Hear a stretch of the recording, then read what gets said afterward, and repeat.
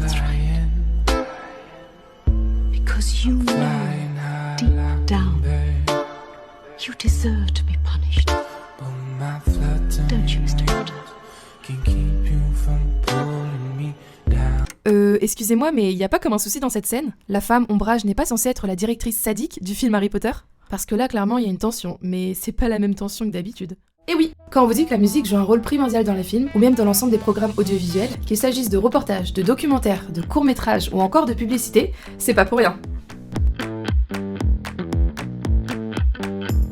Hello, je me présente, je m'appelle Hélène, je suis actuellement à l'école supérieure de publicité en Master 2 en spécialisation stratégie digitale et business. Aujourd'hui, on va parler musique, et plus précisément de musique à l'image. Je me mets à votre place, que vous soyez producteur, chef de projet, publicitaire ou encore monteur, et je sais qu'il est souvent nécessaire d'illustrer musicalement vos productions et qu'on ne sait pas toujours où chercher. 3 choix s'offrent généralement à vous. Soit vous décidez de créer votre propre musique, ce qu'on appelle alors musique originale, afin qu'elle corresponde exactement à vos attentes pour votre projet, mais cela nécessite souvent du temps, de l'argent et de connaître les bons compositeurs pour votre projet. Soit vous décidez de prendre des musiques du commerce, mais elles sont généralement très coûteuses et vous devez vous assurer d'avoir les droits d'exploitation en contactant les ayants droit, ce qui n'est pas toujours simple. Soit vous pouvez vous tourner alors vers les librairies d'illustration musicale. En effet, elles sont généralement bien remplies et avec un large choix de titres, balayant tous les genres de musique possibles. Les délais sont très rapides, puisque les titres existent déjà, et elles vous proposent des licences afin de vous livrer tous les droits d'exploitation des titres. Vous l'aurez compris, je vais donc vous parler des librairies d'illustration musicale. Ça tombe bien, je suis community manager chez Captain Music, qui est la librairie d'illustration musicale qui est rattachée au groupe TF1. L'objectif de cette vidéo, c'est d'abord de vous montrer comment marchent les librairies d'illustration musicale, et ensuite de vous montrer à quel point elles sont pratiques pour illustrer toutes vos productions. Vous saurez alors comment ça marche, et vous aurez toutes les clés en main pour choisir les musiques parfaites. Si vous voulez vous plonger dans le monde de l'illustration musicale, ne bougez plus, vous êtes au bon endroit. Les librairies musicales n'auront plus aucun secret pour vous. Eh bien, c'est une librairie qui rassemble de nombreux morceaux de musique qui sont déjà composés, arrangés, mixés et masterisés, qui sont prêts à l'emploi et dans lesquels de nombreux genres de musique sont représentés. Ils sont à destination des professionnels de l'audiovisuel. Vous avez aussi de nombreuses versions alternatives. Et si vous vous demandez ce que c'est des versions alternatives, il n'y a rien de plus simple que ça. Ce sont des versions plus ou moins différentes du titre original qui changent afin de nuancer le titre. Prenons cet exemple.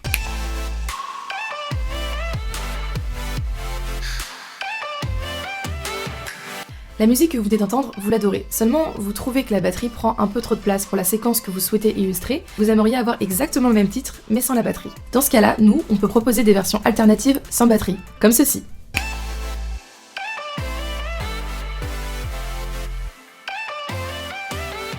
Impressionnant, non ? Attention, cela ne veut pas dire que tous les titres ont obligatoirement leur version sans batterie. En fonction de chaque titre, plusieurs versions alternatives sont proposées, comme des versions courtes, sans voix ou sans batterie, mais ça dépend des titres. Les librairies d'illustration musicale regorgent de trésors et sont souvent triées afin de ne pas vous perdre parmi cet immense flot de titres qui s'offrent à vous. Vous avez très régulièrement des regroupements par thématique, par album ou encore par playlist. Vous avez aussi parfois un système de recherche par mots-clés. Prenons l'exemple du site de Captain Music. Sur la page d'accueil, vous avez la possibilité de chercher des titres par mots-clés en tapant par exemple le genre de musique souhaité. Vous tombez alors sur toutes les musiques qui ont ce référencement de mots-clés. Mais comme vous voyez, un mot-clé ne suffit parfois pas à faire une recherche précise, puisqu'il y a énormément de titres qui correspondent à ce genre. Il faut donc parfois affiner sa recherche en étant plus précis. Mais maintenant que vous savez ce que c'est une librairie d'illustration musicale, comment est-ce que ça marche? Comment les titres arrivent sur le site? Par qui sont-ils composés? Et pourquoi est-ce que tel titre, tel genre est choisi? Eh bien, prenons un petit temps pour vous expliquer comment tout cet écosystème fonctionne et qui sont les acteurs des librairies d'illustration musicale. Tout d'abord, vous avez les compositeurs. Ce sont eux qui sont au cœur du processus de création. Ils travaillent activement avec les producteurs des librairies d'illustration musicale qui peuvent les aiguiller sur les nouvelles compositions à réaliser et aussi financer la création des musiques. Les producteurs sont souvent en charge de la direction artistique du catalogue, c'est-à-dire qu'ils vont choisir quels titres ou non vont rentrer dans la librairie d'illustration. Ils vont également regrouper les titres entre eux afin de créer des albums. Ainsi, si un producteur cherche à entrer un nouvel album d'un nouveau genre sur sa librairie d'illustration musicale, il peut contacter des compositeurs avec lesquels il travaille afin qu'ils lui proposent des titres. Par exemple, imaginons qu'un producteur demande à un compositeur de réaliser un album qui nécessite une captation d'orchestre. Et bien dans ce cas-là, ce sera le producteur qui va financer cette captation d'orchestre car cet album sera destiné à arriver sur la librairie d'illustration musicale. Mais qui de mieux que le producteur de Captain Music pour vous expliquer son travail. Bonjour, je m'appelle Guillaume, j'ai 48 ans, je suis producteur et directeur artistique de Captain Music depuis 12 ans au sein de TF1. Mon rôle au sein de Captain Music est de développer le catalogue Captain KFC, de m'occuper aussi de toute la partie back-office et gestion des catalogues que nous représentons. Pour le développement de Captain, je travaille avec un grand nombre de compositeurs et nous produisons aux alentours de 500-600 titres par an qui représentent à peu près entre 30 et 40 nouveaux albums par an. Et maintenant, vous vous demandez, mais quelles sont les sources de création des musiques de Captain Music ? Eh bien, la réponse, c'est juste après. Pour créer le catalogue, il y a 4 sources possibles. La première, c'est qu'on est la première librairie musicale en France qui est au sein d'un groupe média, TF1. Donc, la première fonction du catalogue, c'est quand même d'alimenter les antennes de TF1. La première source d'inspiration musicale, ce sont les émissions du groupe. Des producteurs ou des gens en interne viennent nous voir en disant « Voilà, j'ai telle émission, j'aurais besoin de tel type de musique. Est-ce que vous en avez en catalogue ? Oui. Est-ce que vous en avez suffisamment ? Si on n'en a pas suffisamment, on en fait refaire. Soit on en a assez, auquel cas, on n'en refera pas. » La deuxième façon de sourcer, c'est les envois spontanés des compositeurs. Les compositeurs sont très très créatifs. La plupart composent énormément toute l'année et peuvent spontanément nous proposer des projets qui, s'ils nous intéressent, rentreront dans la librairie. Troisième source, c'est la commande pure. Donc dans ces cas-là, c'est le fait de vouloir étoffer le catalogue sur des sujets un peu plus précis. Cette année, par exemple, on a eu pas mal de demandes sur des musiques du type Miyazaki. C'était un sujet en orchestral qu'on n'avait jamais abordé. Donc là, pour le coup, j'ai commandé à 3 compositeurs des musiques de ce type qu'on a pu enregistrer avec un orchestre à Skopje qui va sortir chez Captain dans peu de temps et dont on est très fiers. Et la quatrième source possible, ce sont les sous-éditeurs étrangers qui nous en parlent, en disant bon voilà, en France, vous avez telle série qui fonctionne bien, qui marche très très bien aux États-Unis aussi. Est-ce que vous pourriez nous faire des musiques dans le style de telle série ou de tel artiste qui a une aura en France et cette aura se propage à l'étranger. Donc ça peut être aussi une source d'inspiration pour étoffer notre catalogue et faire plaisir à nos sous-éditeurs. Merci Guillaume pour tes explications. Une fois que ces musiques sont créées et prêtes à être diffusées sur une librairie d'illustration musicale, il est bien entendu primordial de les protéger afin qu'elles ne soient pas utilisées librement partout. Heureusement pour cela, les compositeurs détiennent des droits exclusifs qui vont leur permettre de contrôler l'utilisation de leurs compositions. Que ce soit pour leur diffusion publique, leur enregistrement, leur adaptation ou leur reproduction. Ces droits sont essentiels pour protéger les créations et leur permettre de les exploiter financièrement et ainsi de vivre de leur travail de créateur. J'imagine donc que vous avez déjà entendu parler du droit d'auteur. Si ce n'est pas le cas, c'est le fondement juridique qui protège les droits des compositeurs de musique ainsi que ceux des auteurs, des artistes et d'autres créateurs. Dans le cas des compositeurs, le droit d'auteur leur accorde des droits moraux et patrimoniaux. D'un côté, les droits moraux confèrent aux compositeurs le droit d'être reconnus comme les auteurs de leurs compositions et de s'opposer à toute modification ou utilisation non autorisée qui pourrait porter atteinte à l'intégrité de leur œuvre. Les droits patrimoniaux, quant à eux, leur permettent de contrôler l'exploitation commerciale de leurs œuvres, tels que les droits de reproduction, de diffusion, de représentation et d'adaptation. Mais vous allez sûrement me demander, mais qui paye ces droits et qui rémunère tous ces compositeurs ? Eh bien, il y a une société de gestion collective très importante qui s'appelle la SACEM et qui joue un rôle crucial dans la protection des droits des compositeurs de musique en France. En effet, cette société des auteurs, compositeurs et éditeurs de musique est chargée de collecter les redevances dues pour l'utilisation des compositions musicales de ses membres et de les redistribuer équitablement. Elle représente donc les intérêts de ses membres, les auteurs, les compositeurs, les éditeurs, en négociant des accords avec les utilisateurs de musique tels que les stations de radio, les chaînes de télévision, les sites de streaming ou encore les lieux de concert. Ces utilisateurs vont alors lui reverser une redevance que la SACEM sera chargée de redistribuer à l'ensemble de ses membres dont les œuvres ont été exploitées. Mais parlons maintenant plus en détail du rôle des éditeurs. Les éditeurs de musique sont des entités spécialisées dans l'administration et la promotion des œuvres musicales. Dans le cas d'œuvres disponibles sur une librairie d'illustration musicale, c'est cette dernière qui tient le rôle d'éditeur des musiques représentées.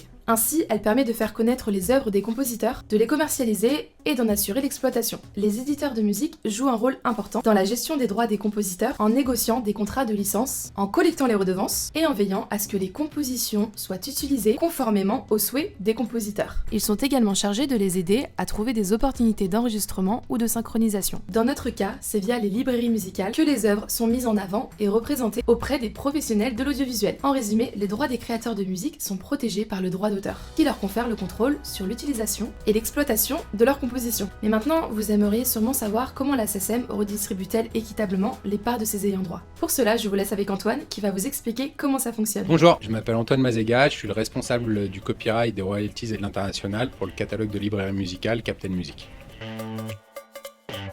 Alors une fois que la SACEM a collecté l'argent auprès du diffuseur, elle attend de la part du diffuseur aussi des relevés de déclaration qui vont indiquer pour chaque antenne du groupe quelles ont été les œuvres musicales utilisées chaque jour, à chaque minute de temps écoulé. Il faut savoir que tous les ans, la SACEM établit une valeur à la seconde de chaque seconde de musique diffusée sur les antennes du groupe TF1. Au-delà du point musique établi par la SACEM va également appliquer des coefficients valorisateurs des œuvres musicales. Les coefficients de valorisation établis par la SACEM, en réalité, vont correspondre à des tranches horaires de diffusion, puisque la SACEM va considérer qu'à 20h, il y a plus de monde devant la télé qu'à minuit, et donc la valeur minute ou seconde de la musique sera plus importante à 20h. Les coefficients valorisateurs également de la musique seront fonction du programme dans lequel est reproduit la musique. Si c'est une fiction, une œuvre audiovisuelle, ce sera mieux valorisé, par exemple, qu'un programme de flux type télé-réalité, émission de divertissement, émission de plateau. Une fois qu'on sait ça, la SACEM va ventiler l'argent qu'elle a collecté, seconde par seconde, pour chacune des œuvres musicales utilisées. Les droits attachés à une œuvre musicale sont généralement scindés de la manière suivante. 50% pour les créateurs, c'est-à-dire les auteurs et compositeurs, 50% pour les éditions musicales. En réalité, ce sont les auteurs-compositeurs qui ont cédé une partie de leurs droits à leur éditeur musical. On a l'habitude de dire que c'est 50-50 entre les créateurs et l'éditeur, mais en réalité c'est un petit peu plus technique que ça. En matière télévisuelle, les deux droits qui sont rémunérés pour chaque diffusion sont de deux catégories. Il s'agit du droit d'exécution publique, qui consiste à communiquer l'œuvre au public, c'est ce qu'elle fait lorsqu'elle diffuse une œuvre, et ensuite il y a une petite partie de droit aussi qu'on appelle le droit radiomécanique. Pourquoi est-ce que ce droit est rémunéré lors d'une diffusion télévisuelle ? Tout simplement parce que la musique que vous entendez à l'antenne n'est pas jouée en live par un groupe, mais est diffusée grâce à l'utilisation d'un support physique. C'est la raison pour laquelle une petite part de droit est rémunérée à ce titre.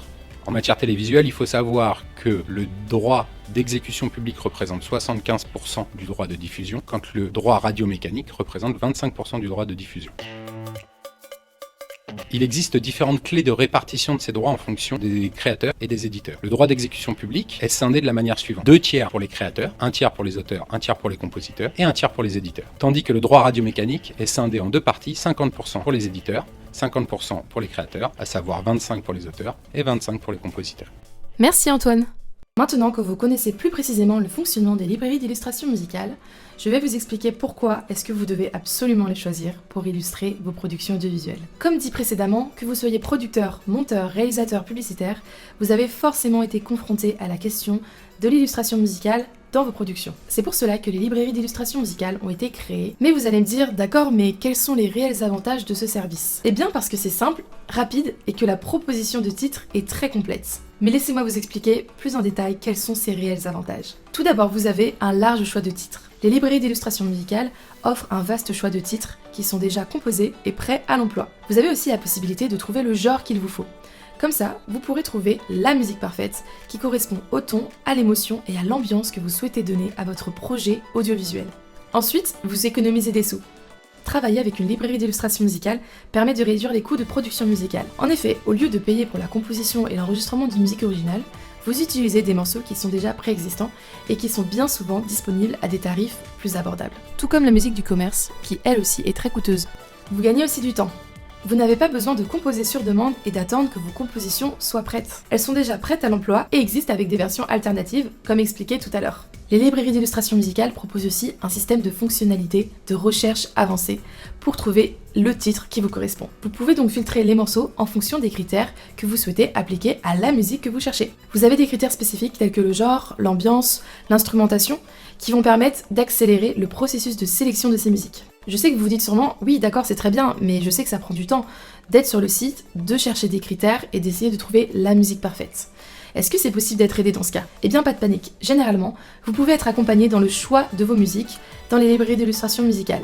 C'est du moins le cas chez Captain Music. Nous avons une équipe spécialisée pour vous accompagner dans vos recherches. Mais je vous laisse avec Anaïta qui va vous expliquer plus précisément comment tout ça fonctionne. Bonjour, je suis Anaïta Farage, je suis musique consultante pour la librairie musicale Captain Music. Moi en tant que musique consultante, je suis régulièrement contactée soit par des monteurs, soit par des chargés de post-prod, parfois par des chargés de production aussi, pour toute demande d'aide à la recherche musicale.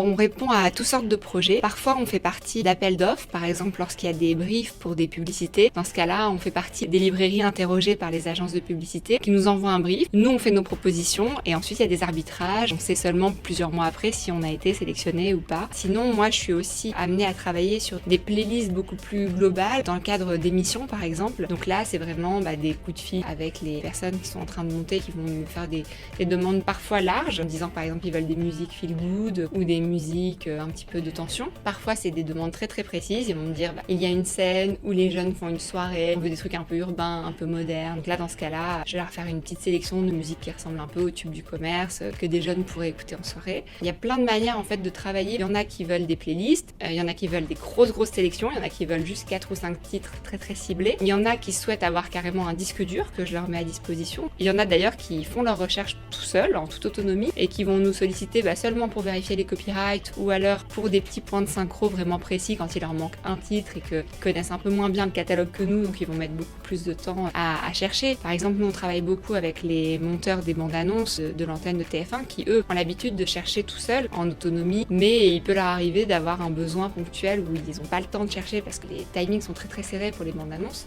Et dans ce cas-là, ils nous appellent en disant voilà, on a besoin de telle musique, telle ambiance, et est-ce que vous pouvez nous aider? Et nous, on essaie de leur répondre le plus vite possible. Le plus difficile, c'est ça, c'est d'identifier exactement le besoin. La musique, ça reste très subjectif. Donc, ce qu'une personne va mettre derrière un adjectif pour qualifier la musique, une autre personne va l'interpréter différemment. Donc, parfois, il faut un petit peu de ping-pong entre la personne qui nous briefe et le musique consultant, le temps d'identifier exactement, mais quand elle parle de musique épurée, qu'est-ce qu'elle veut dire exactement? Enfin, il peut y avoir plein de subtilités. C'est sûr qu'une fois qu'on connaît nos clients, on sait ce qu'ils recherchent, on sait ce qu'ils ont l'habitude d'utiliser, donc c'est plus facile, on gagne du temps. Et parfois, on a besoin d'un ou deux coups de fil pour identifier précisément les besoins et coller le plus près possible de la demande. Merci Anaïta. Et maintenant, on continue sur les avantages. Vous avez aussi un système de licence pour gérer les utilisations facilement. Les librairies d'illustration musicale proposent très souvent des licences claires et faciles à comprendre, adaptées aux différents types d'utilisation des musiques. Cela vous permet d'obtenir les droits d'utilisation de ces musiques sans avoir à négocier avec les auteurs-compositeurs ou les détenteurs de droits de la musique. Vous avez aussi la qualité et le professionnalisme. Chez Captain Music, nous travaillons avec des compositeurs et des producteurs expérimentés, ce qui garantit la qualité du catalogue. Les musiques sont toujours bien éditées et bien enregistrées, avec un niveau équivalent à celui des musiques originales. Enfin, la souplesse fait partie des avantages d'une librairie d'illustration musicale. En fonction de l'utilisation de la musique, que ce soit sur le territoire national ou international, vous avez des licences qui sont clairement adaptées à chaque cas spécifique. Également, en fonction de votre budget, vous allez avoir des licences différentes. Vous pourrez donc choisir celle qui est le plus adaptée à votre budget et à votre portée géographique. Voilà, j'espère que ça vous a convaincu et que maintenant, vous allez avoir le réflexe de venir voir les librairies d'illustration musicale pour illustrer vos programmes et vos projets audiovisuels.